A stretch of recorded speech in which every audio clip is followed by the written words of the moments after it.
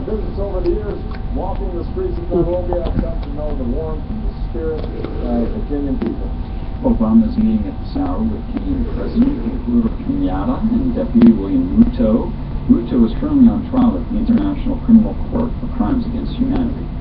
Turkey has launched airstrikes in northern Iraq and northern Syria. The attacks in northern Iraq violated 2013 ceasefire with Kurdish separatists.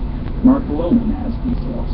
It seems there was a two-pronged military action underway now from Turkey. First of all against so-called Islamic State, second night of bombing there in Syrian territory against IS positions. We understand that F-16s took off from southern Turkey. They all returned safely to base after that bombing, but then also the bombing of PKK positions in the Kandil Mountains in northern Iraq, where bunkers and weapons storages and warehouses were all struck. That's the BBC's Mark Lowen in Istanbul. Kurdish separatists say the ceasefire with Ankara has lost this meeting after the bombings. Turkey says parts of northern Syria cleared of ISIS militants will become a safe zone. It says people who have been displaced can go there. Canada's top general says ISIS can be defeated militarily. But John Vance says the forces needed to do their job that are not yet put in place.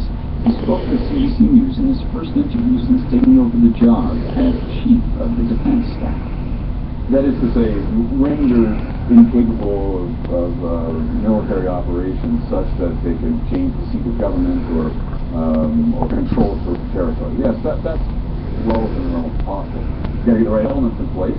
Those elements are not yet in place, but they will. That's what we're aiming for. An international coalition, which includes Canadian fighter jets, has been carrying out airstrikes on ISIS targets in Iraq and Syria.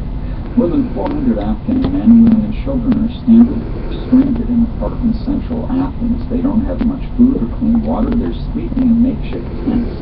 These migrants come to Greece from Afghanistan through Turkey. The country has become one of the main routes in the European Union for thousands of Asian and African migrants fleeing violence and poverty. Greece doesn't have the money to deal with the influx. And the 60s scoop saw thousands of indigenous children taken from their parents and placed in mostly white foster families. Last month, Manitoba was the first province to apologize for those actions. Victims are gathering in Winnipeg this weekend to reflect on their experiences and reconnect with their families. Karen Paulus has the story. Everyone attending this conference has a story to tell. Organizer Dwayne Morris-Sauvet was taken from his Métis home when he was a young boy. Adopted, felt very isolated. Many of them have never come home. Some of them have come home, they're isolated, even if they do reconnect with their families. Aboriginal leaders say the 60s group started in the residential school mentality and continues in today's child welfare system. Most of the children in care in Canada today are Aboriginal. Back at the Sacred Fire, Kylo Prince admits he has a violent past, but ceremonies like this help. Adoptees like Prince hope this conference will get them closer to the connection they've been yearning for all their lives. Karen Paul, CBC News, Winnipeg. And that is the latest news. We stream live on podcast at cbcnews.ca. We're also available on iPhone and iPod Touch. I'm Blake Lambert.